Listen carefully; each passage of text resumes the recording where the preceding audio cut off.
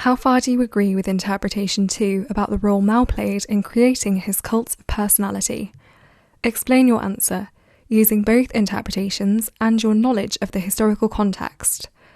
Up to 4 marks of the total for this question will be awarded for spelling, punctuation, grammar, and use of specialist terminology. 20 marks.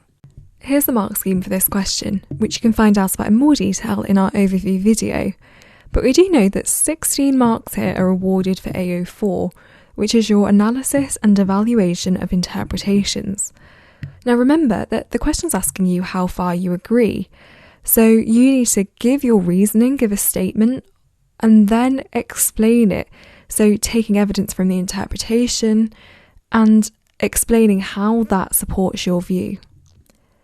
Developing this with contextual knowledge, statements which link what you've said back to the question and demonstrate the relevance of what you've said, is how you show that you can be analytical. The final 4 marks are awarded for your spelling, punctuation, and grammar. Here are the bottom 2 bands for this question. You might notice that we're seeing words like straightforward, little analysis, and not specific or not relevant. This might mean that you've maybe made statements to say, I agree with this interpretation, I don't agree with this interpretation, but you haven't really explained it in enough detail. Maybe you've only focused on interpretation 2, and really you need to be looking at both to make a justified opinion. You might need to bring in more of your contextual knowledge, or maybe the contextual knowledge that you have used is a bit too general to support what you've said.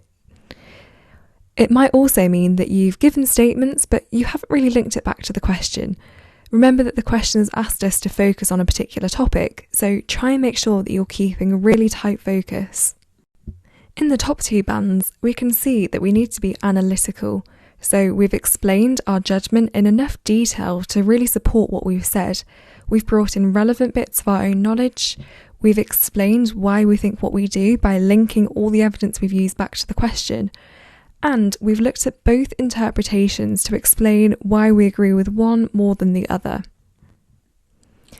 In order to score in the top band though, you need to have made a justified overall judgment which you keep up all the way through the answer, so try not to sort of flick between one view and the other.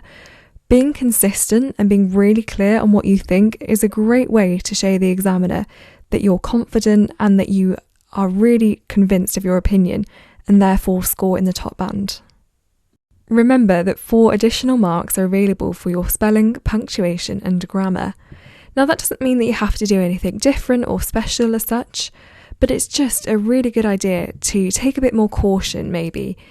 So once you've finished writing your answer, if you have time, just read through it quickly to see if you've made any silly mistakes, such as maybe sentences that are a bit too long, or words aren't spelt correctly and things like that.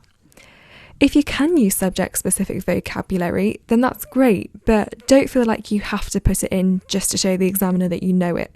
It's more important that you're using the right word that actually fits in the sentence than something technical that actually doesn't really work. Generally speaking though, as long as your spelling, punctuation and grammar are good enough that the examiner can understand what you mean, then you should be able to secure at least a couple of marks here. So don't worry too much about this. It doesn't matter too much whether you choose to support the claim or counter it. It's what you say to back up your answer that is really important.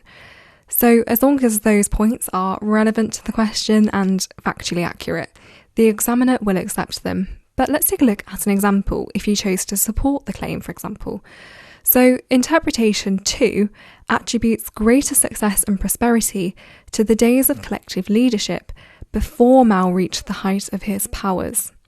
Now, if you can bring in some evidence maybe from your own knowledge to explain this in a bit more detail, and then make comments which link that back to the question and keep a really tight focus on that topic, this can be a really nicely developed point which shows that you've thought carefully about what the question's asked of you.